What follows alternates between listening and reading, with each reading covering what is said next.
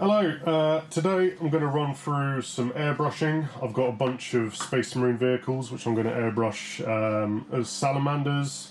I've recently got into airbrushing, so I thought I would just make some videos to kind of share what I've been learning. I'm going to just run through some of the essential stuff, bits of kit that I think is useful, and yeah, let's see how it turns out. So my airbrush, I've got GAD 39.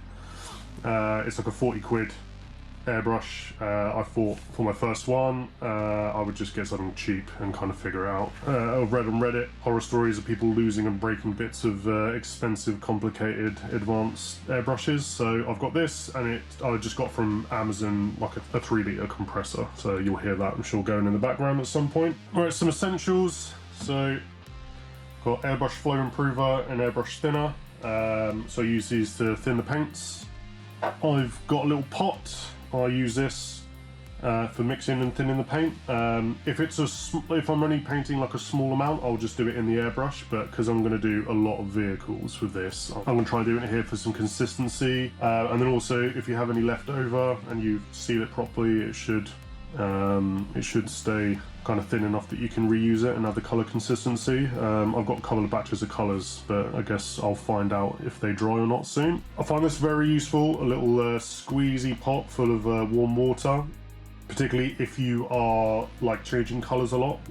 What I tend to do is just between every colour, I just like do a rinse of the airbrush. I don't use airbrush cleaner because I found that it like thins the paint too much, becomes too watery when you're changing colours, so I just use water. And it's very important to make sure the inside of the airbrush doesn't get too dry. The handy paintbrush, which I just use for mixing the paint, getting the paint into the pot. It's also useful just to I'll show you my technique for doing the mix in the airbrush, but what I normally do is I add a little bit of airbrush flower first. So why don't we do that now while we're here. So actually, before I put any paint in, what I do is I just put a bit of this just in the airbrush, and we'll mix that once the paint's in later. But I think the idea behind that is having a bit of the flow improver or thinner just inside the airbrush just stops it from the paint from drying inside it. But what you need to remember is, obviously, when you start spraying, that some of that's going to be in there, so you need to kind of spray that out first and get rid of it, because you won't, I don't know if you can see in here, but you can't get the brush that far in there to mix it all out. So for salamander fans, I'm using the Warpstone Glow, which is pretty standard for like green if you're using Citadel paints for salamanders, but because I like it a little bit brighter, I also mix in some Strike and Scorpion contrast paint. So we'll be mixing this in the pot. And also we'll be using the airbrush thinner to get it the right consistency, so hopefully it sprays right in the airbrush. Right, got my pot.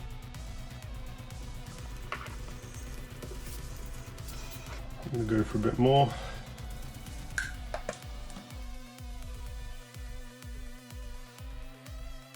I'm going to pour some Striking Scorpion in there as well. I'm not going to put so much in there, I only want a hint of it.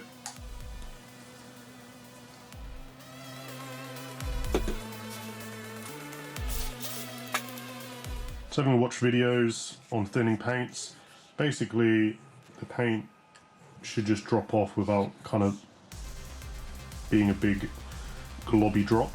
So I'm going to thin this a little bit more.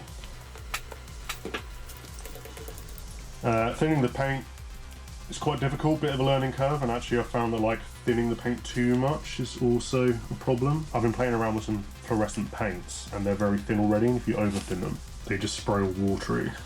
I think this is okay, so what we'll do is we're going to move this to the airbrush and then do some test sprays.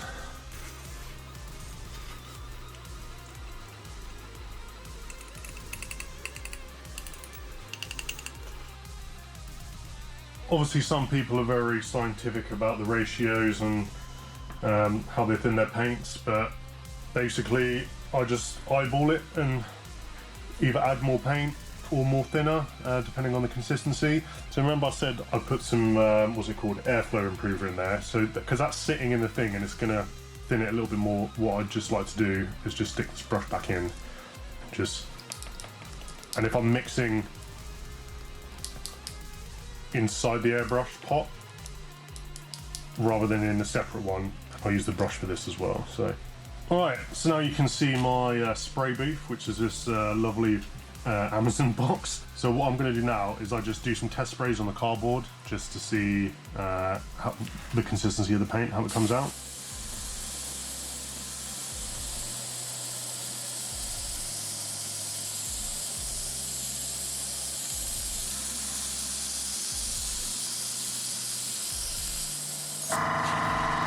And there it is, my noisy compressor going off. So I'll do a couple of lines.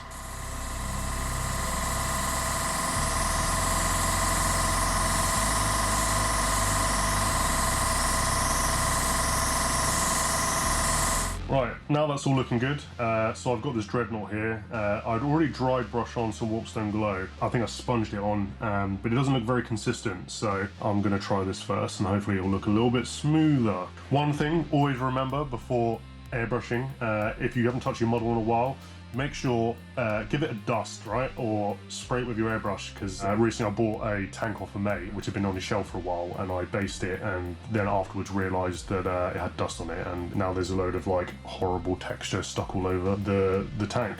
So yeah, let's see how this turns out.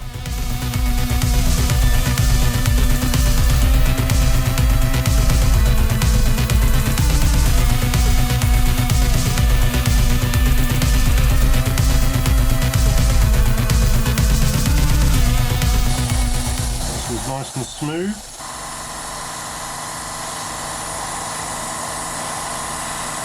I'm not getting too close because I don't want the paint to like pool.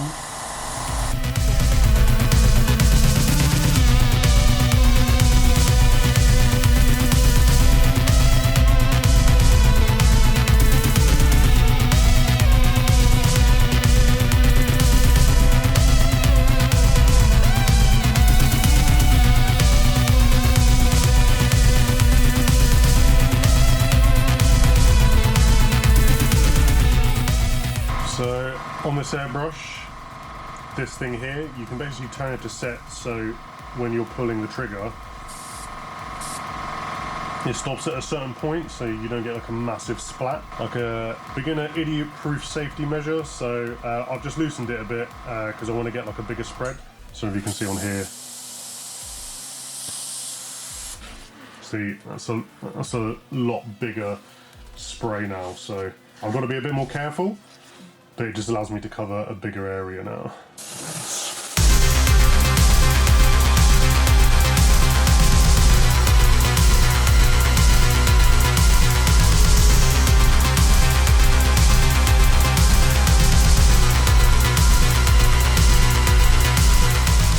Alright, nice.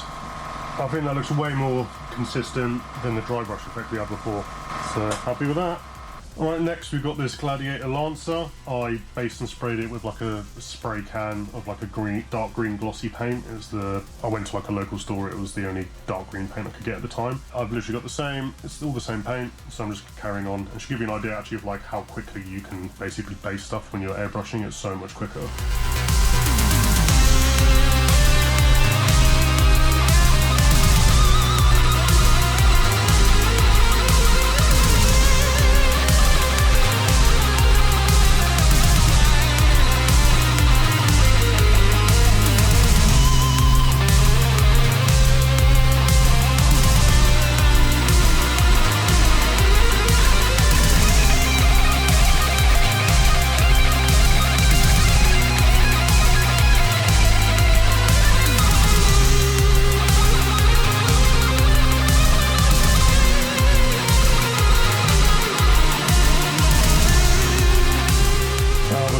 Based with such a dark green, it was going to take a few layers, but already you can see like the contrast difference compared to the Dreadnought, because the Dreadnought already had like the Warpstone green on there. I think you can see like this to me just looks so much better, and there's more depth because we're going from a much darker green and then applying this lighter green on top.